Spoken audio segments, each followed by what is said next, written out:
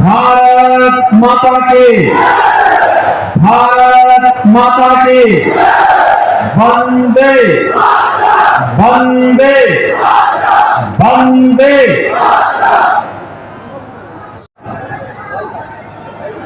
पूर्व केंद्रीय मंत्री और लोकप्रिय प्रत्याशी माननीय श्रीमती मेनका गांधी जी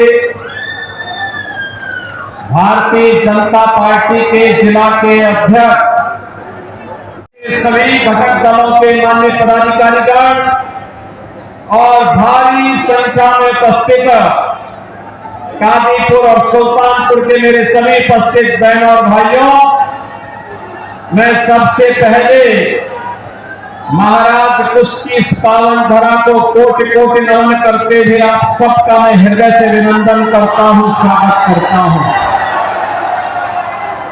बहनों और भाइयों, मुझे अभी बताया गया कि हम सबका एक कर्मठ कार्यकर्ता जो आज ही चुनावी सभा में आ रहे थे, श्री राम सिंगार निषाद, वे एक दुर्घटना के शिकार हुए हैं, उनकी दुखद मृत्यु हुई है। मेरी पूरी संवेदना उस परिवार के प्रति है और हम पूरी पार्टी इस दुख की घड़ी में उनके साथ खड़ी है। बहनों और भाइयों, जैसा कि आपके लोकप्रिय सांसद मेनका जी कह रही थी, लगातार लंबा चुनाव होने के नाते जो उत्साह 55 दिनों से आपके मन में दिखाई दे रहा है और जो उत्साह दिखा रहे हैं, मैं इसके लिए आपका अभिनंदन करता हूं, आप सबका स्वागत करता हूं। लेकिन यह उत्साह सुल्तानपुर में तो होना ही चाहिए, इसलिए होना चाहिए क्योंकि 500 वर्षों का इंतजार जो अयोध्या का समाप्त हुआ। 5 चरणों का चुनाव हो गया है, 5 चरणों के चुनाव संपन्न हो गए हैं। छठे चरण में 25 मई को आपको चुनाव करना है। अब तक मुझे देश के कई राज्यों में जाने का अवसर प्राप्त हुआ और जो जनता जनार्दन में उत्साह है, जो उमंग है, एक स्वर से गूंज रहा है। लोग एक ही नारा लगा रहे हैं और वह है कि फिर एक बार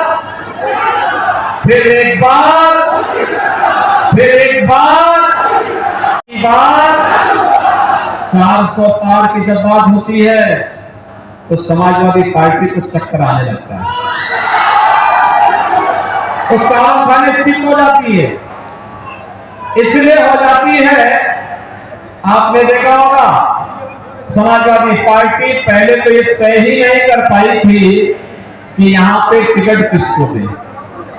पहले एक को देती थी, फिर बदलती थी, फिर दूसरे को देती थी, फिर बदलती थी, फिर तीसरे को देती थी, फिर बदलती थी। और जब कोई नहीं वहां पे हो पाया तो गोरखपुर से ठुकराए गए व्यक्ति को यहां पे ला करके जबरदस्ती यहां पर उसको थोपने का काम किया। बहनों भाइयों, मैं आप सबसे कहना चाहता हूं, पूरे देश की जो आवाज है, इस समाजवादी पार्टी और कांग्रेस के लोग देश से पूछते हैं कि 400 पार कैसे, क्योंकि कांग्रेस और समाजवादी पार्टी भी मिलकर 400 सीट पे चुनाव नहीं लड़ रही है।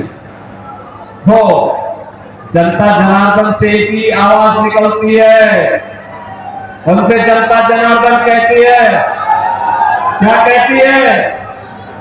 चाहे जितना जोर लगा लो, जीतेंगे तो मोदी ही और आएंगे भी मोदी ही।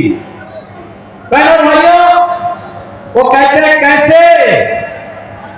तो फिर पूरे देश से आवाज आती है जो राम को लाए हैं,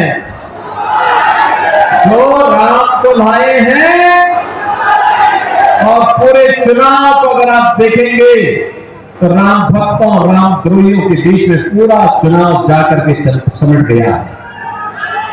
विकसित भारत के लिए गांव, गरीब, किसान, नौजवान, महिलाओं, इन सबके उत्थान के लिए देश की सुरक्षा के लिए, सम्मान के लिए कार्य कर रहे हैं, तो रामद्रोही षड्यंत्रों में लगे हैं, षड्यंत्रों में लगे हैं।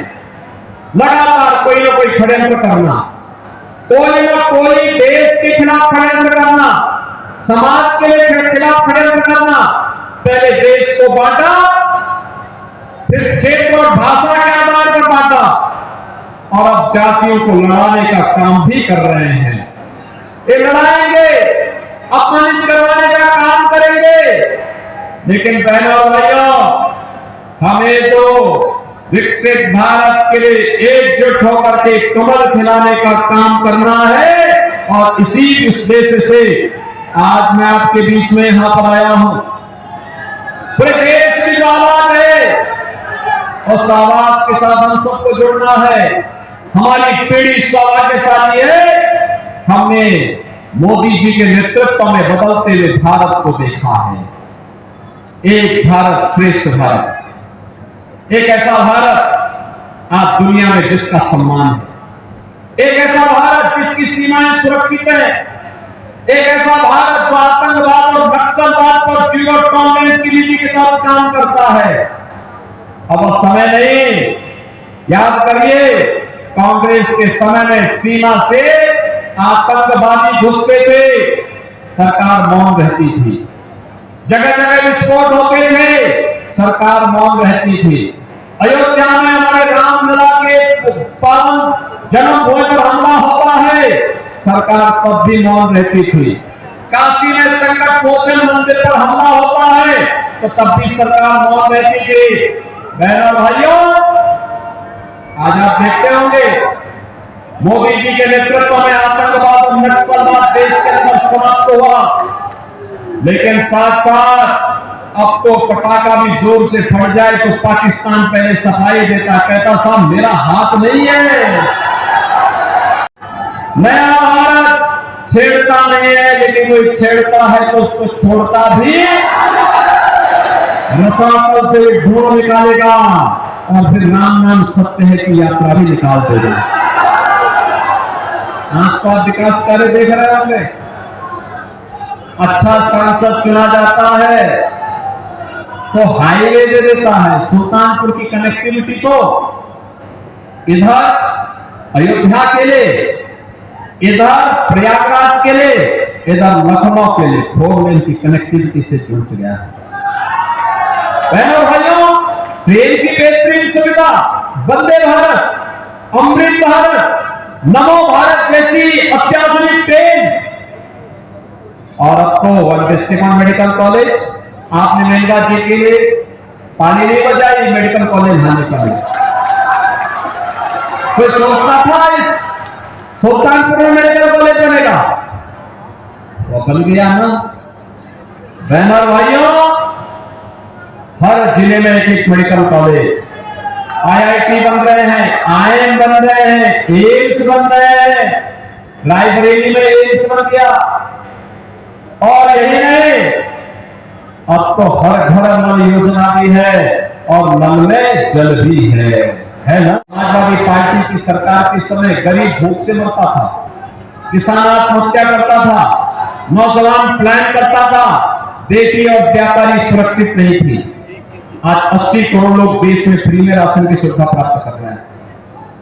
60 करोड़ लोगों को 5 लाख रुपए प्रतिवर्ष आयुष्मान भारत की सुविधा, फ्री में उपचार की सुविधा प्राप्त हो रही है। मोदी जी ने कहा है 4 जून के बाद जब फिर एक बार मोदी सरकार बनेगी तो 70 वर्ष से ऊपर के हर एक बुजुर्ग को 5 लाख रुपए की फ्री में स्वास्थ्य बीमा उपलब्ध करवाएंगे।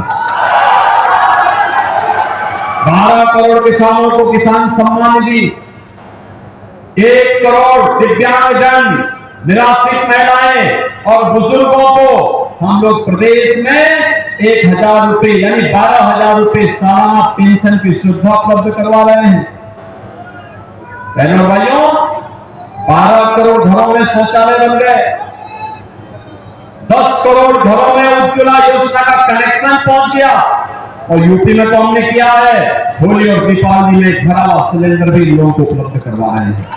बन गए जी ने कहा है 4 जून को जब फिर एक बार मोदी सरकार बनेगी, बाकी बचे हुए गरीबों के लिए मकान बनेंगे।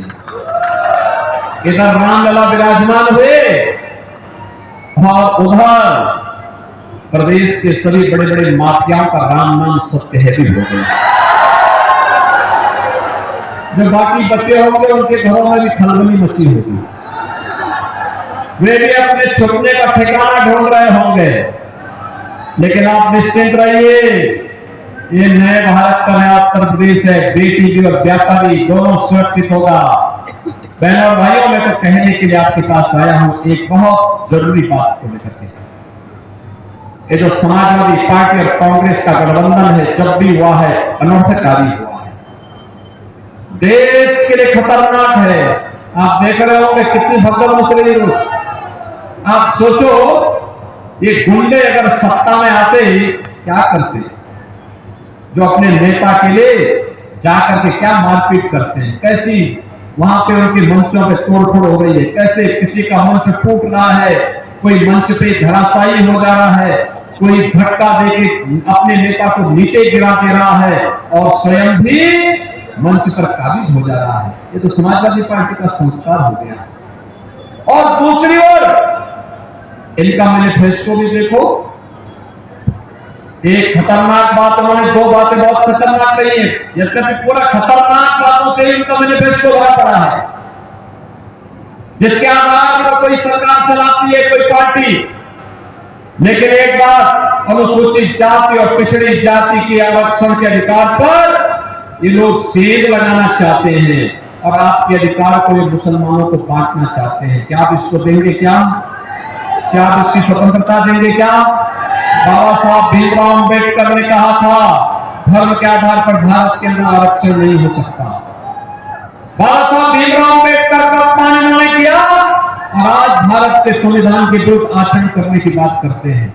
और दूसरा, जब राहुल गांधी से पूछा गया कि कैसे आप गरीबी हटाएंगे, ये 2 लड़कों की जोड़ी जो है ना, ये बड़ी खतरनाक जोड़ी है। उनको कुछ भी पता नहीं होता है, दोनों को घर में रटाना पड़ता है आज क्या बोलना है। क्योंकि एक तो 11 बजे सो के उठेंगे तो उनको पता ही नहीं कि क्या करना है, फिर जल्दी जल्दी कार्यक्रम कहीं लग गए तो फिर उनको तैयार करके भेजना पड़ता है। और 50 साल और 60 साल के हो जाएंगे तब भी लड़के ही रहेंगे, जीवन भर उनको लड़का ही रहना है। बहनों भाइयों, मैं आपसे कहने के लिए आया हूं। उनसे पूछा क्या करेंगे गरीबी के लिए? कहा गरीबी हटाएंगे। कहा भाई, दादी ने भी तो यही नारा दिया था, नाती भी यही बोल रहा है। कहा नहीं, एक छटके हटाएंगे। कहा कैसे? कहा सर्वे करवा देंगे संपत्ति का सर्वे। और फिर क्या करेंगे? कहा फिर विरासत टैक्स लगाएंगे। कहा विरासत टैक्स? कहा कैसे? कहा अगर किसी के पूर्वज ने, आपके बाप दादों ने, आपके ग्रैंडफादर और फादर ने, आपकी मां ने कोई संपत्ति अर्जित की है, खेत लिया होगा, मकान लिया होगा, प्लॉट लिया होगा, जेवर लिए होंगे, पैसा जमा किया होगा, एफडी की होगी, कोई अन्य पैसा कहीं लगाया होगा, उसमें से आधा पैसा, ये आधा प्रॉपर्टी, चल और अचल संपत्ति, आधी ये विरासत टैक्स के नाम पर आपसे ले लेंगे और फिर इसको पाकिस्तानी, बांग्लादेशी और अफगानिस्तानी घुसपैठियों को देने का काम करेंगे। क्या आप इसको स्वीकार करेंगे? क्या? अरे थोड़ा पसीना आपके पूर्वजों का और कब्जा करने के लिए आएंगे ये, क्या आप इसको स्वीकार करेंगे? क्या बहनों भाइयों, मैं तो कहता हूं वे आपसे वोट मांगना चाहते हैं और फिर आप ही के ऊपर खतरा पैदा करना चाहते हैं। इसी को कहते हैं भस्मासुर। भस्मासुर की आत्मा इनके अंदर भी घुस चुकी है। और वैसे भी जब लोग आते हैं सत्ता में, समाजवादी पार्टी का तो नारा ही होता है, क्या नारा होता है? समाज सपा का है एक ही नारा, खाली प्लॉट कब्जा करो वह है हमारा। यही तो बोलते थे ना, यही करते थे ना। और ये विरासत टैक्स उसी तर्ज पर लोग लागू करना चाहते हैं। क्या विरासत टैक्स देंगे? क्या ये भस्मासुरों को फिर से सत्ता सौंपेंगे? क्या सौंपने का काम करेंगे? क्या कतई ये गलती नहीं होनी चाहिए। और इसीलिए आज मैं आया हूं सुल्तानपुर में। सुल्तानपुर के विकास के दोषी हैं कांग्रेस और समाजवादी पार्टी। अयोध्या कितने लोग गए हैं 22 जनवरी के बाद? पूरा ही काजीपुर और पूरा ही सुल्तानपुर जा चुका है। अयोध्या में अच्छा लगा? अच्छा लगा ना? सड़कें कितनी अच्छी हो गई, देखा ना? और आपने देखा होगा राम मंदिर भी बन गया, 4 लेन 6 लेन की सड़कें भी बन गई। और बनने के साथ साथ वहां के इंटरनेशनल एयरपोर्ट, अब तो सुल्तानपुर के लोग मुंबई और दुनिया के कहीं से भी आना चाहेंगे तो अयोध्या एयरपोर्ट में बैठो, आपके लिए तो आधा सुल्तानपुर में। सुल्तानपुर एक सबसे नजदीक, आपके लिए सबसे नजदीक हो गया। और हमने एयरपोर्ट का नाम क्या रखा है? महर्षि वाल्मीकि के नाम पे। किसके नाम पे रखा है? अयोध्या में यात्री विश्रामालय जितने बनाए गए हैं उनका नामकरण किसके नाम पे है? निषाद राज के नाम पे। किसके नाम पे है? निषाद राज के नाम पे। और वहां श्रद्धालुओं के लिए जो भोजन मिलता है उस भोजनालय का नामकरण किसके नाम पर है? माता सबरी के नाम पर। यह है सामाजिक न्याय, ये है सामाजिक न्याय। राम लला सबको लेकर के चलते हैं। महर्षि वाल्मीकि को भी सम्मान देते हैं, निषाद राज को भी देते हैं, माता सबरी को भी देते हैं। और बजरंग बली तो ठहरे भगवान राम के भक्त, तो बजरंग बली कहां छूटने वाले हैं। और इसीलिए मैं आया आपके पास बहनों भाइयों, जिन लोगों ने सुल्तानपुर को मेडिकल कॉलेज के लिए तरसाया था, जिन लोगों ने अयोध्या में राम मंदिर पर हमला करवाया था, जिन लोगों ने बूंद बूंद पानी के लिए आपको तरसाया था, और जिन लोगों ने गरीबों को भूखों मरने के लिए तड़पने के लिए छोड़ा था, उन लोगों को अपनी वोट की चोट से उनकी जमानत जब्त करवाने की आवश्यकता है। यही कहने के लिए मैं आपके पास आया हूं।